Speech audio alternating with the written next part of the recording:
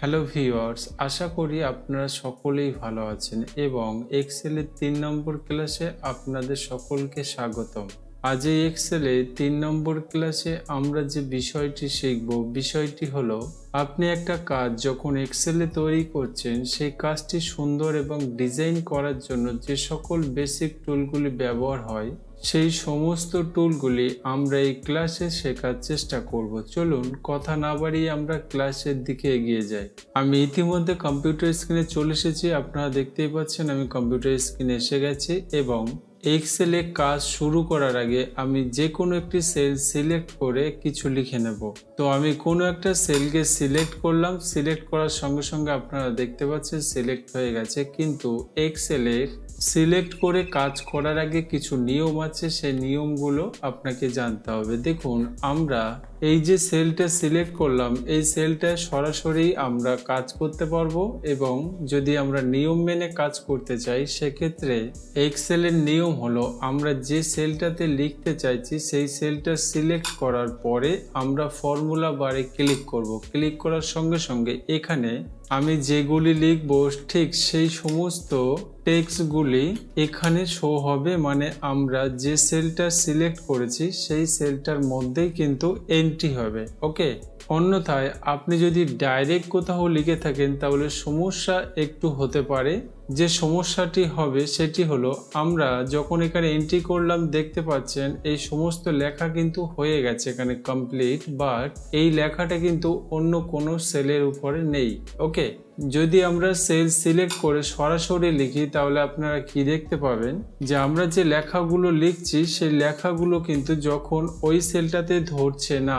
ওকে, পাশাপাশি স্বয়ংক্রিয়ভাবে পরের সেলে কিন্তু চলে যায়। ওকে, এখানে আমি কম্পিউটার অফিসিয়াল স্কুল যখন লিখলাম আপনারা দেখতেই পাচ্ছেন সেই লাইনের পরিমাণটা কিন্তু অন্য সেলের উপরে চলে এসেছে। তো এক্ষেত্রে আমাদের ফর্মুলা যখন আমরা অ্যাপ্লাই করি তখন একটু সমস্যা হয়ে থাকে। আমি পরবর্তী ক্লাসে আপনাদেরকে আরো সঠিকভাবে বোঝানোর চেষ্টা করব। চলুন আমরা পরের পয়েন্টে চলে যাই। আমরা ধরুন এই যে লেখাগুলো লিখলাম এই লেখাগুলো আমাকে কপি করতে হবে, মানে আরো লিখতে হবে। তো এই ক্ষেত্রে আমরা চাইছি যে লিখবো না, কপি করব কিভাবে। দেখুন, এই সেলটা প্রথমে সিলেক্ট করতে হবে এন্ড সরাসরি আমরা ক্লিপবোর্ড রিবন থেকে কপিতে ক্লিক করব অথবা Ctrl+C চাপবো এন্ড কপি করার পরে কিন্তু এই যে সেলটা মানে সিলেক্ট আছে সার্কেল ঘুরছে, এর মানে হলো আমরা এই অবজেক্টটা কপি করেছি। কিন্তু কপি করার পরে আনার জন্য আপনি কোথায় নেবেন সেই সেলটা প্রথমে সিলেক্ট করবেন, তারপর কিবোর্ড দিয়ে Ctrl+V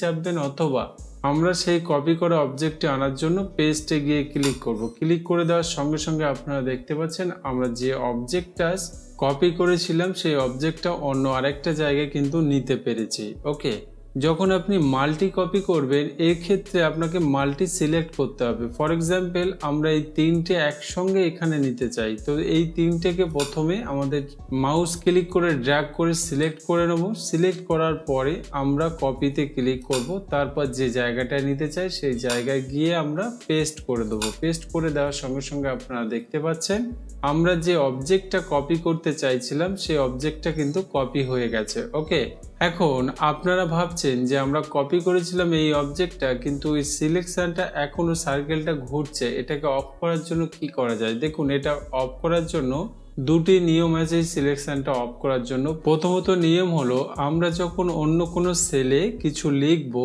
এটা কিন্তু অটোমেটিকলি এই সার্কেলটা বা সিলেকশনটা অফ হয়ে যাবে। যেমন আপনারা দেখতে পাচ্ছেন আমি এখান থেকে কম্পিউটার লিখলাম, অটোমেটিকলি সেই সিলেকশনটা আনসিলেক্ট হয়ে গেছে। এন্ড ২ নম্বর পদ্ধতি হলো আমরা যদি না লিখে এই সার্কেলটা বা সিলেকশনটা অফ করতে চাই সেক্ষেত্রে কোনো একটা সেলে ডাবল ক্লিক করে দেবেন। ডাবল ক্লিক করে দেওয়ার সঙ্গে সঙ্গে এটা কিন্তু অফ হয়ে যাবে। ওকে, এটা অন থাকলে কোনো সমস্যা নেই। আসুন আমরা পরের পয়েন্টে চলে যাই। আমরা এখন এই যে লেখাটা আছে ভাবছি এই যে স্কুলটা, অনলি ফর স্কুলটা আমরা কপি করলাম এন্ড আরো একটা ওয়ার্ড আমি কপি করলাম এর সঙ্গে কম্পিউটারটাকে। এখান থেকে আমরা দুটি ওয়ার্ডটা কপি করলাম, বাট আমরা এখন যদি পেস্ট করি কোনটা আসবে, দেখুন আমরা এখানে পেস্ট করলাম, পেস্ট করার পরে আপনারা দেখতে পাচ্ছেন কম্পিউটার আসছে, কিন্তু আমার প্রয়োজন ছিল স্কুলটা।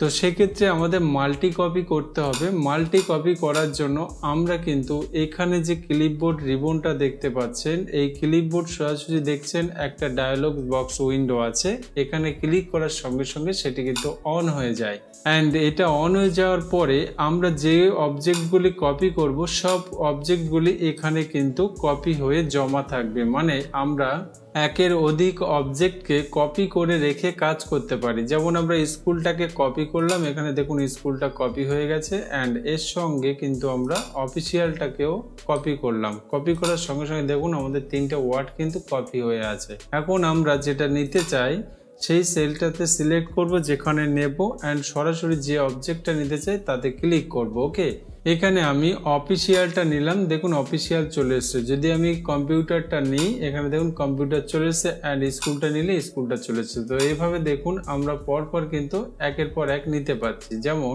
আমি আরও একবার দেখাই, আমরা অফিসিয়াল নিলাম, অ্যান্ড এখানে ক্লিক করে স্কুল বা কম্পিউটার নিলাম, এখানে আমরা ক্লিক করে আবারও স্কুল নিলাম। মানে আপনারা দেখতে পাচ্ছেন আমরা কিন্তু একের অধিক অবজেক্ট কপি করে রাখতে পারি ক্লিপবোর্ড ডায়ালগস বক্সের মধ্যে, অ্যান্ড যখন যেটা প্রয়োজন সেটা নেওয়ার জন্য সেই অবজেক্টকে আমাদের ক্লিক করতে হবে। ক্লিক করে দেওয়ার সঙ্গে সঙ্গে কিন্তু অবজেক্টটা চলে আসবে। ওকে, আসুন আমরা পরের পয়েন্টে চলে যাই। পরের পয়েন্টে যাওয়ার আগে আমি কিছু কাজ এখান থেকে ডিলিট করলাম। সিলেক্ট করে কিবোর্ড থেকে ডিলিট চাপলাম এবং আমরা ক্লিপবোর্ড ডায়ালগস বক্সটা অফ করে দিলাম। অফ করে দেওয়ার সঙ্গে সঙ্গে আমি একটু জুম করলাম, কন্ট্রোল প্লাস স্ক্রল আপনারা ঘুরতে পারেন। আপনি চাইলে এখানে জুম কন্ট্রোলার দেওয়া আছে, এখান থেকেও জুম করতে পারেন। ওকে, তো এখানে আমরা যে পয়েন্টটা পরবর্তীতে দেখাতে চলেছি এটা কিন্তু খুবই গুরুত্বপূর্ণ এবং এটি আমাদের অনেক সময় কমায়। তো তার জন্য আমি একটু জুম করে নিলাম যাতে আপনারা সহজে বুঝতে পারেন। দেখুন আমরা যে ওয়ার্ডগুলো লিখেছি সেটা প্রথমে আমি একটা সিলেক্ট করলাম, অ্যান্ড এখান থেকে সরাসরি একটু বড় করে নিলাম। তো সাইজটা আমি এখান থেকে বড় করলাম এবং আমরা চাইছি যে এই যে লেখাটা আছে এই লেখাটা কালারটা চেঞ্জ করব। তো এই জন্য আমি কালারটা চেঞ্জ করে নিয়েছি। ওকে, অ্যান্ড চেঞ্জ করে নেওয়ার ফলে দেখুন এই যে সেলটাতে আমরা লিখেছি এই সেলটাতে ধরেনি বলে সেই ওয়ার্ডগুলি পরবর্তী সেলের উপরে গেছে। তো এই সেলটা বড় করার জন্য আমাদের দুটি উপায় আছে। মাউস পয়েন্টার এখানে আমাদের কলমের মাঝখানে নিয়ে এভাবে ড্র্যাগ করে নিতে পারি, অথবা আমরা চাইলে এখানে ডাবল ক্লিক করলে অটোমেটিকলি যতটুকু আমাদের প্রয়োজন ঠিক ততটুকুই কিন্তু এখানে এই সেলটা একা বড় হয়ে যাবে। ওকে, তো এভাবে কিন্তু আপনারা সেলগুলি বড় করে নিতে পারেন। তো আমরা যে বিষয়টি দেখব সেটা হলো আমরা আরও একটা টেক্সটকে আমরা এখান থেকে মডিফাই করব। আমি এখান থেকে একটু বড় করে নিলাম এবং এখান থেকে আমরা লেখার স্টাইলটাও চেঞ্জ করলাম এবং চেঞ্জ করে নেওয়ার পরে কালারটা আমি চেঞ্জ করে নিচ্ছি এখান থেকে। ওকে, তো আমি কালারটা চেঞ্জ করেছি। এখন আমরা কিছু লিখব। ফর এক্সাম্পল আমি এখানে কিছু লিখলাম, যেমন আমি এটা লিখলাম। লেখার পরে যদি আমার মনে হয় এই কালার এই ফন্ট এই লেখাটায় হবে বা আমি দেব, তো সেক্ষেত্রে আপনি শর্ট ফর্মে কিভাবে নিয়ে আসবেন। যদি আমরা এটাকে দেখি কোন ফন্ট কোন সাইজ কতটা কি কালার দিয়েছে, পরবর্তীতে আমরা খুঁজতে গেলে আমাদের সমস্যা হতে পারে। তো সেক্ষেত্রে আমাদের শর্ট ফর্ম অপশান হলো যে ফরম্যাটটা যে স্টাইলটা আপনি দিতে চাইছেন সেটাকে প্রথমে সিলেক্ট করবেন। সিলেক্ট করার সঙ্গে সঙ্গে এখানে দেখুন ক্লিপবোর্ড সেকশনের মধ্যে ফরম্যাট প্রিন্টার আছে। এই ফরম্যাট প্রিন্টারে ক্লিক করে দেওয়ার সঙ্গে সঙ্গে আমরা যে ওয়ার্ডটাকে এর মতো করতে চাই সেই ওয়ার্ড বা সেই লেখার উপর একটা ক্লিক করে দেবো। ক্লিক করে দেওয়ার সঙ্গে সঙ্গে দেখুন একা একা কিন্তু same format same size same style কিন্তু এখানে এসে গেছে।